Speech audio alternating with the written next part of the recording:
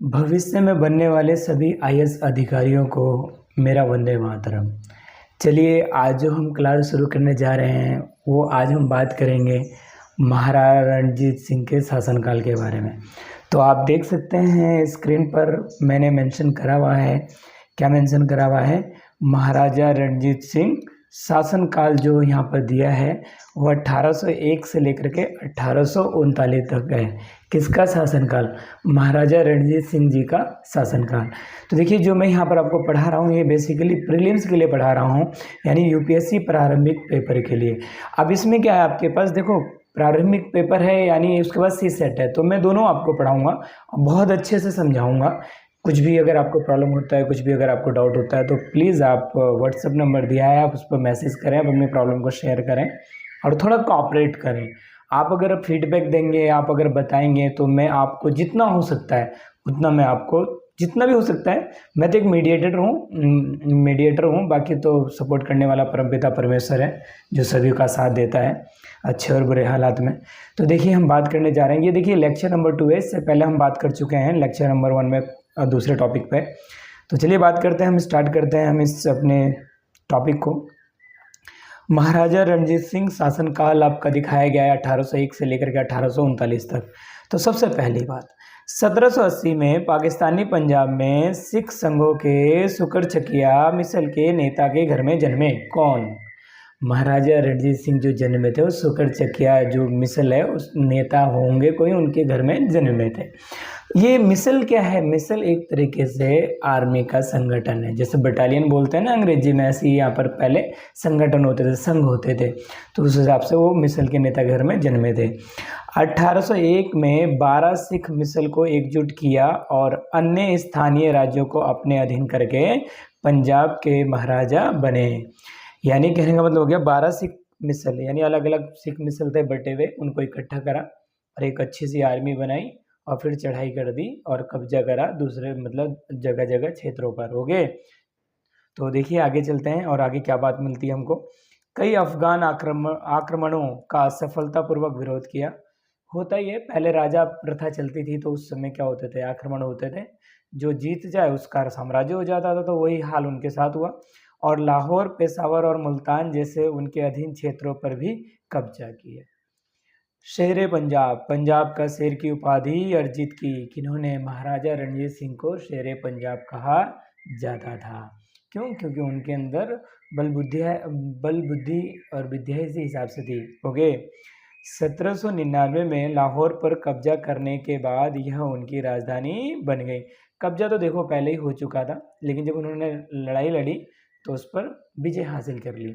अब आगे थोड़ी सी बात करते हैं, आगे देखते हैं क्या बात होती है। उनके सिख साम्राज्य में सतलज नदी के उत्तर और पश्चिमी हिमालय के दक्षिण की भूमि शामिल थी।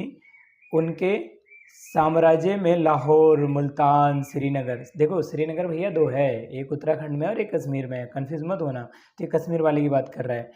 अटक, पेशावर, रावलपिंडी, जम्मू, सियालकोट, अमृतसर और कांगड़ा जैसे प्रमुख शहर शामिल थे। ये कुछ शहर हैं और इन शहरों का नाम दिया हुआ है। जो भी शहर यहाँ पर आता है ना, आप लोगों को मैं बोलूँगा थोड़ा बहुत, ज़्यादा नहीं, थोड़ा बहुत उस शहर के बारे में कुछ इंपॉर्टेंट मुख्य बिंदु को आप नोट्स बना लें, लिख लें। थोड़ा सा देखिए, जो मेरे से होगा उतना मैं आपके लिए करेगा और बाकी आपको मेहनत करने का है। ओके, आगे देखने का है।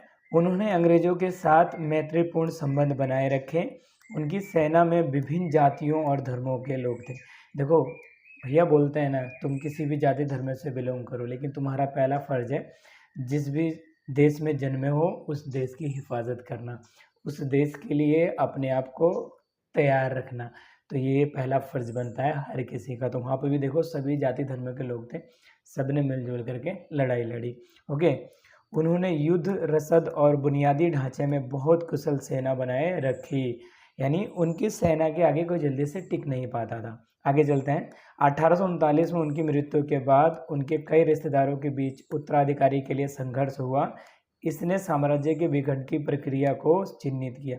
होता ही है भाई, जब परिवार का सदस्य कोई चला जाता है और इतने बड़े आर्मी को वो हैंडल कर रहे थे और वो चले गए, तो उनके ख़ानदान में होता है कि भाई सबके मन में यही बात होती है कि हम राज करेंगे, हम राज करेंगे, और राज करने के लिए फिर वो अपने पैतरे अपनाते हैं। यही हमारे देश में आजकल के दौर पे चल रहा है।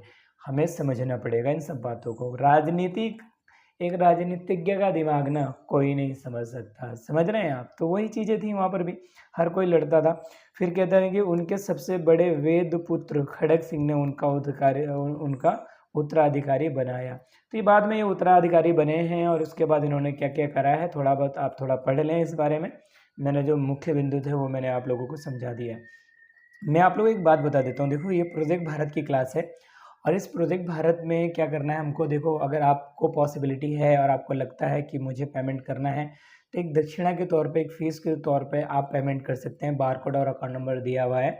और एक चीज़ मैं आपको और बता दूँ, जो भी आपके पेमेंट आते हैं ना, तो ये आने वाले समय में जो भी मेरा प्रोजेक्ट है या जो प्रोजेक्ट मैंने डिज़ाइन करा है, जिस पर मैं काम कर रहा हूँ, जिसके लिए मुझे थोड़ा फंड की ज़रूरत है, और मैं चाहता हूँ कि मैं फ्री में पैसा ना लूँ, मैं आप लोगों को पढ़ाऊँ, और आप लोगों से जो भी मुझे फंडिंग हो, मैं उसी से अपना प्रोजेक्ट तैयार करूँ और अपने भारत देश को उस प्रोजेक्ट को दूँ, जिससे कि हमारा भारत देश बहुत आगे तक जाए।